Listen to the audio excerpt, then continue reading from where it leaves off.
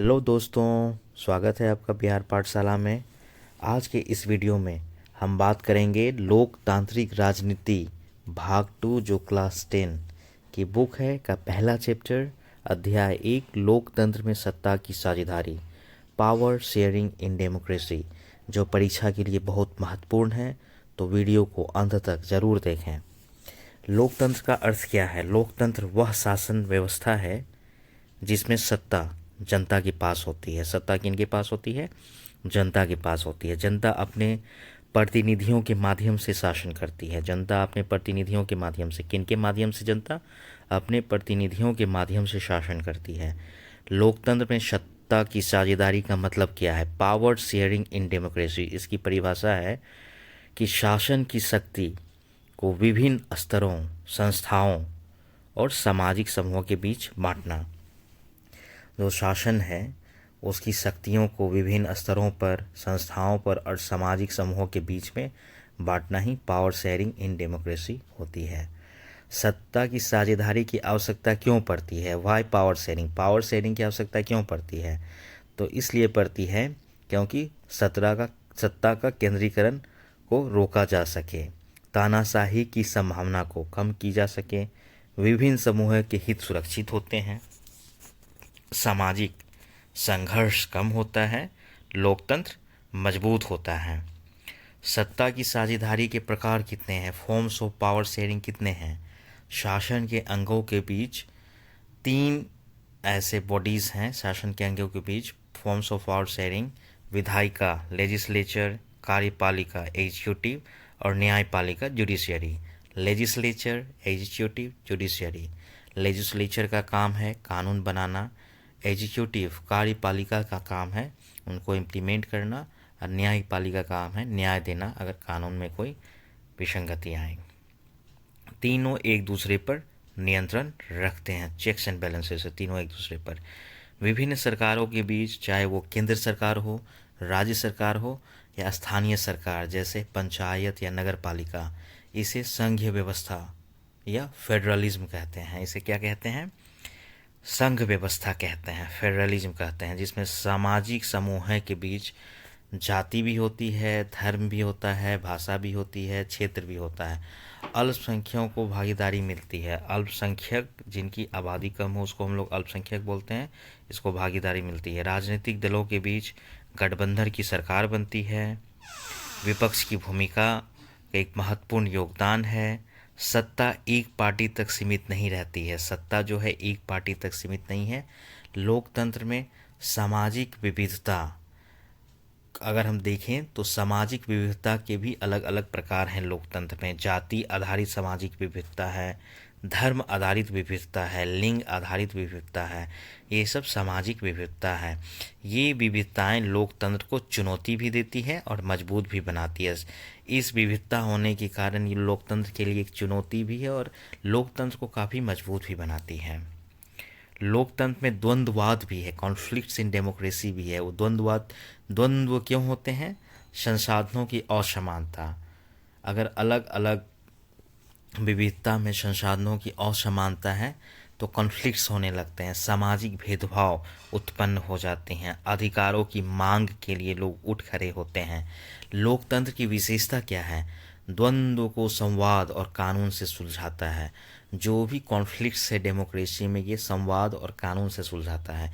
हिंसा के बजाय संवैधानिक उपाय अपनाता है। जो हिंसा नहीं हो, ये क्या संवैधानिक उपाय करनी चाहिए। जाति, धर्म और लिंग आधारित भी असमानता है होती है। जैसे जाति ऊंच नीच है, जाति ऊंच भी होती है, नीच भी होती है। आरक्षण की राजनीति की बात होती है। धर्म की बात होती है जिसके कारण सांप्रदायिकता आ जाती है, धर्म आने पर सांप्रदायिकता आ जाती है। धार्मिक राजनीति का धार्मिक राजनीति को सह दी जाती है। लिंग, महिला प्रतिनिधित्व की कमी है। लिंग की बात करें तो महिला प्रतिनिधित्व की कमी है। पितृसत्तात्मक सोसाइटी है, पेट्रियार्कल सोसाइटी है, पितृसत्तात्मक सोसाइटी है। महिलाओं को एक सेकेंड क्लास सिटीजन के तौर पर देखा जाता है, जिसमें डेमोक्रेसी में इसमें विकास होने की संभावनाएं बढ़ जाती है। परीक्षा में अक्सर जो पूछे जाने वाले प्रश्न होते हैं। सत्ता की साझेदारी क्यों आवश्यक है? सत्ता की साझेदारी के प्रकार लिखिए। लोकतंत्र में द्वंद्व क्यों होते हैं? सामाजिक विविधता लोकतंत्र को कैसे प्रभावित करती है? 5 अंक के कुछ मॉडल उत्तर हम लोग देख लेते हैं। Questions and answers. सत्ता की साझेदारी लोकतंत्र के लिए क्यों आवश्यक है? पावर शेयरिंग इन डेमोक्रेसी, ये सत्ता लोकतंत्र के लिए क्यों आवश्यक है? सत्ता की साझेदारी लोकतंत्र के लिए इसलिए आवश्यक है क्योंकि इससे सत्ता का केंद्रीकरण रुकता है। क्या होता है? केंद्रीकरण रुकता है, विकेंद्रीकरण होता है। तानाशाही की संभावनाएं कम होती है, विभिन्न सामाजिक समूहों की भागीदारी मिलती है तथा सामाजिक संघर्ष कम होता है। इससे लोकतंत्र मजबूत और अस्थायी बनता है। इससे लोकतंत्र क्या होता है? मजबूत और अस्थायी बनता है। लोकतांत्रिक राजनीति की हम ही देख रहे हैं भाग 2 क्लास 10 की, उसमें संघर्ष की बात करते हैं, प्रवासन और क्षेत्र राजनीति के बारे में आगे पढ़ते हैं। लोकतंत्र की अवधारणा क्या है? लोकतंत्र वह व्यवस्था है जिसमें शासन लोगों के लिए, लोगों के द्वारा और लोगों के हित में चलाया जाता है। किनके द्वारा? शासन लोगों के लिए हो, लोगों के द्वारा हो और लोगों के हित में चलाया जाता है। लोकतांत्रिक शासन में जनता की इच्छा और हित को सर्वोच्च महत्व दिया जाता है।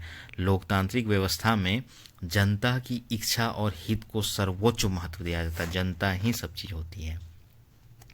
इसी कारण लोकतंत्र में संघर्ष स्वाभाविक रूप से उत्पन्न होते हैं। कॉन्फ्लिक्ट जो है, संघर्ष स्वाभाविक रूप से उत्पन्न होते हैं। प्रवासन, माइग्रेशन और सामाजिक परिवर्तन के बारे में देखते हैं। 1961 में मुंबई में मराठियों की संख्या 34% थी। 2001 तक यह बढ़कर 57% से अधिक हो गई। इसका कारण क्या था? दक्षिण भारत के शहरों जैसे चेन्नई, बेंगलुरु, हैदराबाद में विकास होने से दक्षिण भारतीयों का मुंबई आना कम हुआ। जैसे ही चेन्नई, बेंगलुरु, हैदराबाद में विकास हुआ, दक्षिण भारतीयों का मुंबई आना कम हुआ। गुजरात, सूरत, अहमदाबाद, वडोदरा के विकास से गुजराती प्रवासियों की संख्या भी घटी। गुजराती प्रवासियों की भी संख्या घट गई। गुजरात के लोग भी मुंबई आना कम कर दिए। भाषा और रोजगार का संबंध है। कैसे? अब रोजगार की तलाश में आने वाले लोग मुख्यतः हिंदी भाषी हैं। अब जो मुंबई अधिकतर रोजगार की तलाश में जाते हैं वो हिंदी भाषी हैं। ये लोग मुंबई के उपनगरों जैसे मीरा भाईंदर, ठाणे, कल्याण, नवी मुंबई में अधिक रहते हैं। सामाजिक आर्थिक विभाजन देखते हैं क्यों ऐसा है। Tata institute of social sciences के अध्ययन के अनुसार लगभग 49% प्रवासी जो माइग्रेटेड लोग हैं उत्पादन कार्य में लगे हैं। 49% लोग हैं जो उत्पादन कार्य में लगे हैं, छोटे मोटे कारखानों, कल कारखानों में लगे हैं, उत्पाद में लगे हैं। जबकि मराठी समुदाय अधिक वेतन और सुविधाओं वाले सफ़ेद पोश कार्यों में लगे हैं, जिसको वाइट कॉलर जॉब बोलते हैं, ज़्यादा सैलरीज वाले, उनमें मराठी लोग ज़्यादा लगे हैं। उत्तर भारतीय विशेषकर बिहार में उत्तर प्रदेश छोटे मोटे रोजगार में लगे हैं। सस्ती सेवाएं उपलब्ध कराकर शहर की अर्थव्यवस्था को सहारा देते हैं, जैसे घरों में काम करके, छोटी फैक्ट्रियों में काम करके, साफ सफाई करके, ऑटो चलाकर इत्यादि। इसलिए मुंबई भारत का एक लघु रूप है। कथन: यदि भारत सभी भारतीयों का देश है तो मुंबई सभी भारतीयों का प्रदेश है। एक कथन हम लोग समझ सकते हैं, यदि भारत सभी भारतीयों का देश है तो मुंबई सभी भारतीयों का प्रदेश है। मुंबई में भारत के विभिन्न राज्यों के लोग रहते हैं।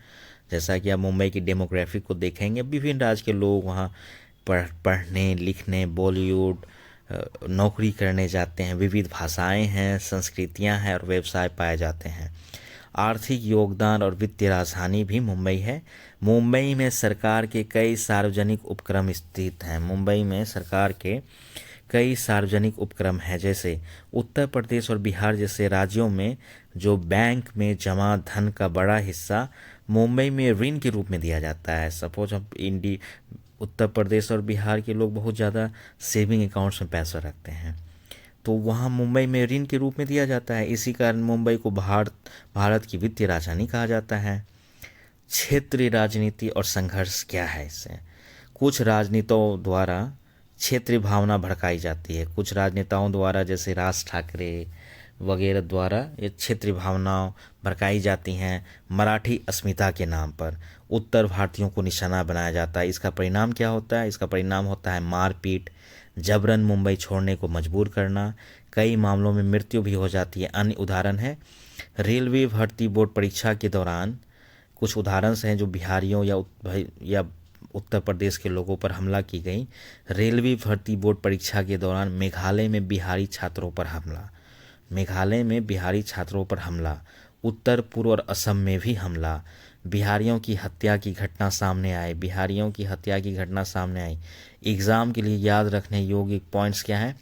लोकतंत्र संघर्ष और सहभागिता की बात करता है, संघर्ष की बात करता है, सहभागिता की बात करता है, इंक्लूज़न की बात करता है। मुंबई प्रवासन का केंद्र है, बहुत सारे लोग रोजी रोजगार के लिए मुंबई जाते हैं।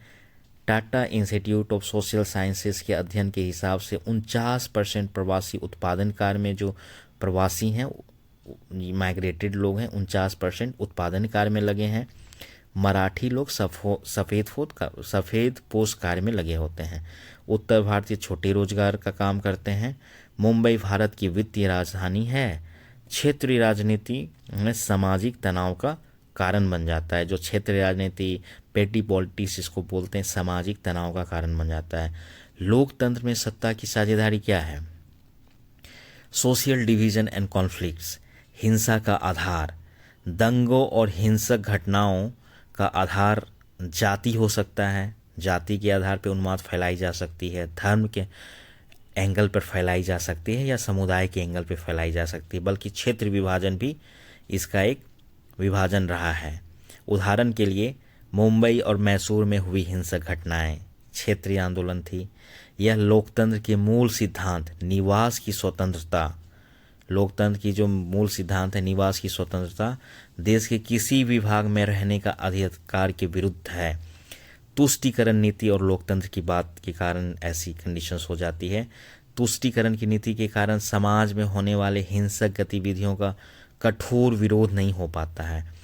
समाज में होने वाले हिंसक गतिविधियों का कठोर विरोध नहीं हो पाता है। इसका सीधा प्रभाव लोकतंत्र के सिद्धांतों, जैसे लोकतंत्र के सिद्धांतों और लोकतांत्रिक व्यवहार पर पड़ता है। लोकतंत्र के सिद्धांतों और लोकतांत्रिक व्यवहार पर पड़ता है। बेल्जियम का उदाहरण एक एग्जाम्पल्स है। बेल्जियम में सामाजिक विभाजन आप देखेंगे। बेल्जियम में विरोध नस्ल आधारित नहीं बल्कि भाषा आधारित है। बेल्जियम में जो विरोध है वो नस्ल आधारित, रेस आधारित नहीं है बल्कि भाषा आधारित है। कैसे? जनसंख्या वितरण हम बेल्जियम का देखते हैं। 59% लोग फ्लेमिश क्षेत्र में डच भाषा बोलते हैं। जो 59% लोग हैं जो फ्लेमिश क्षेत्र में रहते हैं बेल्जियम में, वो डच भाषा बोलते हैं। 40% लोग जो वालोनिया क्षेत्र में रहते हैं वो फ्रेंच भाषा बोलते हैं। राजधानी बेल्जियम की ब्रसल्स है। तो इस 80% फ्रेंच भाषी हैं, 20% डच भाषी हैं। संघर्ष क्यों हुआ और समाधान कैसे निकाले? फ्रेंच भाषी लोग ज़्यादा समृद्ध हैं, डच भाषी लोग अपेक्षाकृत कम संतुष्ट या समृद्ध हैं। परिणाम क्या हुआ? दोनों समूह के बीच में तनाव और संघर्ष की बातें हुई। इसी संघर्ष ने बेल्जियम में लोकतांत्रिक शासन की दिशा तय की। इस संघर्ष ने बेल्जियम में क्या की? लोकतांत्रिक शासन की दिशा तय की। वो कैसे? पावर शेयरिंग को, कैसे पावर को शेयर किया गया है, सत्ता की साझेदारी को कैसे शिफ्ट किया गया है। बेल्जियम में केंद्र की सरकार की शक्तियां घटाई गईं, जो सेंट्रल गवर्नमेंट थी उसकी शक्तियां को कम किया गया। क्षेत्रीय सरकारों को अधिक अधिकार दिए गए। जो रीजनल गवर्नमेंट है या लोकल गवर्नमेंट है उनको सरकार को अधिक अधिकार दिए गए हैं। राज्य सरकारें केंद्र के अधीन नहीं हैं। जो राज्य सरकारें जैसे हैं वो केंद्र के अधीन नहीं है बेल्जियम में।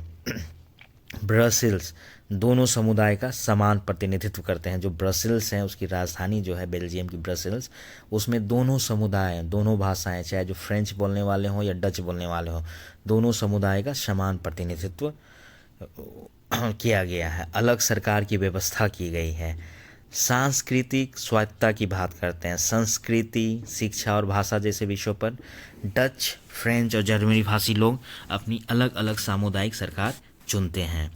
सांस्कृतिक स्वायत्तता भी उन्होंने दे रखा है। कैसे? डच, फ्रेंच और जर्मनी भाषी लोग अपनी अलग सामुदायिक सरकार चुनते हैं। निष्कर्ष क्या है? बेल्जियम में सामाजिक विभाजन का आधार नस्ल या जाति नहीं बल्कि भाषा विभाजन है। क्या है? नस्ल या जाति नहीं बल्कि भाषा विभाजन है। श्रीलंका और भारत से तुलना हम करते हैं। श्रीलंका सामाजिक विभाजन है, श्रीलंका में भी सामाजिक विभाजन है। ये हो सकती है क्षेत्रीय हो या सामाजिक, दोनों स्तर पर, या रीजनल हो या समाज के स्तर पर। श्रीलंका में इस तरह की विभाजन है। भारत में जो सामाजिक विभाजन है वो बहुत ही जटिल है। कारण भारत की जो सामाजिक विभाजन की आप देखेंगे, उत्तर भारतीय और दक्षिण भारतीय संस्कृति में अंतर है। जो उत्तर भारत की संस्कृति है और दक्षिण भारत की संस्कृति में काफ़ी अंतर है। भाषाई विविधता है, भाषा बहुत अलग अलग है। यहाँ बहुत सारी भाषाएं, 400 से ज़्यादा डायलेक्ट बोली जाती है। शेड्यूल 8 में 20 भाषा, शेड्यूल 8 में हम अलग अलग भाषा के जिक्र किया गया है। 22 भाषा की बात की गई है। जातिगत असमानता की बात की गई है। प्रमुख समस्याएं क्या है? जातियों के बीच में संघर्ष है, अलग अलग जातियों के बीच में संघर्ष है। अगरी बनाम पिछड़ी जातियों के बीच में संघर्ष है। दलित और महादलित की एक अलग पहचान है। बिहार जैसे राज्यों में जातिगत टकराव अधिक स्पष्ट है। बिहार एक फ्यूडल थी और यहाँ लैंड डिस्ट्रीब्यूशन अच्छे से नहीं हुआ, तो जातिगत टकराव अधिक स्पष्ट यहाँ दिखती है। लोकतंत्र पर प्रभाव क्या पड़ा है? सामाजिक विभाजन का प्रभाव लोकतंत्र के शासन पे विभिन्न तत्वों पर पड़ता है। उसका स्वाभाविक है। जैसे एग्जाम्स पॉइंट ऑफ व्यू से देखें तो मुंबई मैसूर हिंसा की जिक्र हम कर सकते हैं, जिसका क्षेत्रीय विभाजन की बात करता है। बेल्जियम संघर्ष जो भाषाई आधारित है विभाजन। बेल्जियम का समाधान क्या है? सत्ता की साझेदारी, सेंट्रल की पावर कम की गई, स्टेट की या रीजनल पावर बढ़ाई गई। भारत एक जटिल सामाजिक का विभाजन है। लोकतंत्र में संघर्ष होती है, देन समायोजन होती है। संघर्ष करने के बाद उनको बेसिक राइट्स फिर समायोजन की जाती है।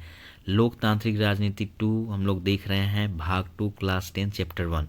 इसमें अब आगे देखते हैं सामाजिक विभाजन, अधिकार और लोकतंत्र की बातें करते हैं। समाज कैसे विभाजित है, क्या अधिकार हैं, और लोकतंत्र कैसे उसको, लोकतंत्र में कैसे इसका प्रभाव पड़ रहा है।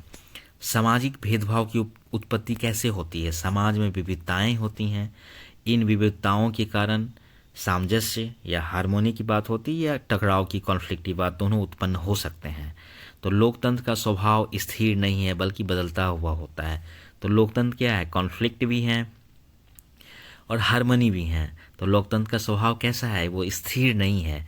लोकतंत्र का स्वभाव हमेशा बदलता हुआ होता है। सामाजिक विभाजन की राजनीति पर प्रभाव पड़ना स्वाभाविक है। जैसे कि समाज में जो इतनी विभाजन है, इसमें राजनीति पर भी प्रभाव पड़ जाता है। जैसे यहाँ एक एग्जाम्पल दिया गया है, मुद्दा संख्या 1 हम देखते हैं। आर्टिकल 19 की बात करते हैं और आर्टिकल 15 की बात देखते हैं। अनुच्छेद 19 या आर्टिकल 19 में क्या है? स्वतंत्रता का अधिकार है, freedom of speech, right to freedom है, स्वतंत्रता का अधिकार है, राइट टू फ्रीडम, स्वतंत्रता का अधिकार। तो भारतीय संविधान का अनुच्छेद 19 क्या कहता है? आर्टिकल 19 फंडामेंटल राइट्स है, सभी नागरिकों को देता है। क्या देता है? भारत में कहीं भी आप निवास करने का अधिकार है। भारत में कहीं भी जाकर के आप निवास कर सकते हैं। आवागमन का अधिकार है, कोई भी व्यवसाय ऑक्यूपेशन करने का अधिकार है। यह अधिकार सभी नागरिकों के लिए समान है, सभी नागरिकों के लिए ये समान है। यहाँ कोई भी भेदभाव नहीं है। अनुच्छेद 15 या आर्टिकल 15 क्या कहता है? भेदभाव का निषेध है ना? भेदभाव का निषेध है। कैसे? भेदभाव का निषेध धर्म के नाम पर, जाति के नाम पर, वंश या जन्म स्थान के आधार पर भेदभाव का निषेध है। किसी भी प्रकार का भेदभाव वर्जित है, किसी भी प्रकार का भेदभाव वर्जित है। राज्य को भेदभावपूर्ण व्यवहार करने की अनुमति, ना ही राज्य भेदभाव कर सकता है कि अगर किसी धर्म के लोग रह रहे हैं तो वहाँ योजना नहीं देंगे, और किसी विशेष धर्म के लोग रह रहे हैं वहाँ योजना देंगे, किसी विशेष जाति के लोग रह रहे हैं वहाँ योजना नहीं देंगे, किसी अलग जगह पर योजना दे दिए। तो ये राज्य को भेदभावपूर्ण व्यवहार करने की भी अनुमति नहीं देता है। मुंबई की घटनाएं और संविधान की अगर हम बातें करें तो देखते हैं कि मुंबई में राजनेताओं के नेतृत्व में उत्तर भारतीयों पर किए गए कृत्य में संविधान के विरुद्ध है। कैसे? सामाजिक व्यवस्था को तोड़ने का प्रयास किया गया है। ऐसे प्रयासों पर कठोर दंड की आवश्यकता बताई गई है। मुद्दा संख्या 2 है अनियंत्रित प्रवासन प्रवाह। अनियंत्रित प्रवासन प्रभाव में क्या, अनुच्छेद 15 के छद्म छाया में, अनुच्छेद 15 के 6 जो है सब सेक्शन 6 में जो दिया गया है, यदि किसी नगर और कस्बे में बाहरी लोगों का अव्यवस्थित आगमन होता रहे, अगर किसी नगर और कस्बे में बाहरी लोगों का अव्यवस्थित आगमन होता रहे तो परिणाम स्वरूप क्या होता है, जनसंख्या की चरित्र बदलता है, जनसंख्या की चरित्र बदलता है, सामाजिक और आर्थिक विकृतियां उत्पन्न होती है। क्या होती है, सामाजिक और आर्थिक विकृतियां भी उत्पन्न होती है। लोग बोलने लगते हैं बाहरी लोग आकर के बस गए हैं, स्थानीय नागरिकों पर प्रभाव पड़ता है, स्थानीय नागरिकों के आर्थिक स्रोतों का दोहन होता है, रोजगार पर दबाव पड़ता है, इससे उनका अस्तित्व संकटग्रस्त हो सकता है, इसमें इसका अस्तित्व संकटग्रस्त हो सकता है। प्रशासन और नीति की आवश्यकता, अवैध या अनियंत्रित प्रवासन पर उचित नियंत्रण, नीतिगत हस्तक्षेप आवश्यक है, अन्यथा मुंबई, दिल्ली, कोलकाता जैसे महानगरों में विभिन्न समुदायों के बीच वैमनस्य बढ़ेगा, विभिन्न समुदायों के बीच वैमनस्य बढ़ेगा। लोकतंत्र पर दुष्प्रभाव, सामुदायिक संघर्ष लोकतंत्र की भावना के विरुद्ध है। जब नेता राजनीतिक लाभ के लिए सामाजिक विभाजन को भड़काते हैं तब देश की सहिष्णुता और अखंडता को खतरा होता है, देश की सहिष्णुता और अखंडता को खतरा होता है। एग्जाम्स में अगर कुछ ऐसे लिखने आते हैं तो इसका निष्कर्ष इस तरह लिखना है कि सामाजिक विभाजन लोकतंत्र को मजबूत भी कर सकता है और कमज़ोर भी कर सकता है। संविधान समानता, स्वतंत्रता और भाईचारे पर आधारित है, किसमें समानता की बात करता है, इक्वलिटी की बात करता है, लिबर्टी की बात करता है, स्वतंत्रता की बात करता है, फ्रेटर्निटी की बात करता है, भाईचारे की बात करता है। विभाजनकारी नीति, विभाजनकारी राजनीति क्या है, लोकतांत्रिक मूल्यों के विरुद्ध है ये विभाजनकारी राजनीति। जैसे अनुच्छेद 19 हमने देखा, अनुच्छेद 15 देखा, सामाजिक विभाजन के बारे में हमने देखा, प्रवासन, लोकतंत्र, क्षेत्र राजनीति, वैमनस्य, लोकतंत्र पर सत्ता की साझेदारी का हमने देखा। क्या है सत्ता की साझेदारी, कास्ट, रेस और सामाजिक विभाजन। मुद्दा संख्या 3 हम देखते हैं, जाति और नस्ल, कास्ट एंड रेस समान नहीं है। किसी भी जगह जाति जिसको कास्ट इंग्लिश में बोलते हैं और नस्ल मतलब रेस, दोनों समान नहीं है। जाति, कास्ट का आधार सामाजिक होता है, कास्ट का आधार क्या है, सामाजिक है, मतलब जाति सामाजिक है। नस्ल का आधार जैविक या जीव शास्त्रीय होता है, बायोलॉजिकल कॉन्सेप्ट इसको बोल सकते हैं, या जैविक या जीव शास्त्रीय है, जबकि रेस का कॉन्सेप्ट अब नल एंड वॉइड हो गई है। इसलिए जाति और नस्ल को समान नहीं माना जा सकता है, जाति और नस्ल को समान नहीं, जाति सामाजिक है, नस्ल जबकि बायोलॉजिकल या जैविक है। महत्वपूर्ण बिंदु इसका क्या है, नस्ल के विरुद्ध राष्ट्रीय चेतना की बात होती है। जैसे एडोल्फ हिटलर ने अपने नस्ल को, जो आर्यन रेस थे, उसको लीगलाइज किया था। जैविक और स्वाभाविक मानी जाती है, क्या है ये, जैविक और स्वाभाविक मानी जाती है। जातीय शोषण के विरुद्ध आवाज़ उठाना उचित है, लेकिन सिख, काल्स और नामबन या किसी समूह को नस्ल विरोधी प्रतीक के रूप में मैक्सिको ओलंपिक जैसे अंतर्राष्ट्रीय मंचों पर प्रस्तुत करना विवेकपूर्ण और औचित्यपूर्ण नहीं माना जा सकता है। जैसे कि सिख है, काल्स है, नामबन है, नस्ल विरोधी प्रतीक के रूप में मैक्सिको के ओलंपिक में जैसे राष्ट्रीय मंचों पर प्रस्तुत करना विवेकपूर्ण और औचित्यपूर्ण नहीं माना जा सकता। मुद्दा संख्या 4 हम लोग इसमें बुक में दी गई है, नस्ल का वैज्ञानिक आधार क्या है, नस्ल, रेस की वैज्ञानिक आधार क्या है। शुद्ध रूप से जैविक नहीं है नस्ल, बोला जैसे नल एंड वॉइड अब ये कॉन्सेप्ट्स हो गई है, शुद्ध रूप से ये जैविक नहीं है, यह जाति की तरह ही काफ़ी हद तक सामाजिक और वैज्ञानिक वर्गीकरण है। यह जाति की तरह ही काफ़ी हद तक क्या है, सामाजिक है या वैज्ञानिक वर्गीकरण है। नस्ल आधारित वर्गीकरण लोकतांत्रिक देशों में, नस्ल आधारित वर्गीकरण लोकतांत्रिक देशों में संघर्ष और टकराव को जन्म दे सकता है। क्या कर सकता है, संघर्ष और टकराव को जन्म दे सकता है। जैसे निष्कर्ष क्या है, नस्लवाद लोकतंत्र के लिए विघटनकारी तत्व है। नस्लवाद जो है लोकतंत्र के लिए ये विघटनकारी तत्व है। वर्तमान परिस्थितियों में नस्लीय भेदभाव का विरोध अनिवार्य है। अगर कोई गोरा, काला, अलग अलग नस्ल से अगर भेदभाव करता है तो इनका विरोध बहुत ही ज़्यादा अनिवार्य है। जाति को हम लोग, जाति इज़ नॉट इक्वल टू नस्ल, जाति सामाजिक, नस्ल बायोलॉजिकल कॉन्सेप्ट्स, जाति सामाजिक आधार है, नस्ल जैविक नहीं, सामाजिक वर्गीकरण है। क्या है, सामाजिक वर्गीकरण है। जातीय शोषण का विरोध आवश्यक, जातीय शोषण अगर कहीं हो रही है तो इसका विरोध भी बहुत ज़्यादा आवश्यक है। नस्लवाद लोकतंत्र के लिए खतरा है, रेसिज्म जो है लोकतंत्र के लिए खतरा है। की terms exam point of view से हम देखेंगे, कास्ट के बारे में जाना, रेस के बारे में जाना, सोशल डिवीज़न जाना है, रेशियल डिस्क्रिमिनेशन, डेमोक्रेसी। तो दोस्तों वीडियो को लाइक करें, चैनल को सब्सक्राइब करें और जुड़े रहें बिहार पाठशाला के साथ। जय हिंद, जय बिहार।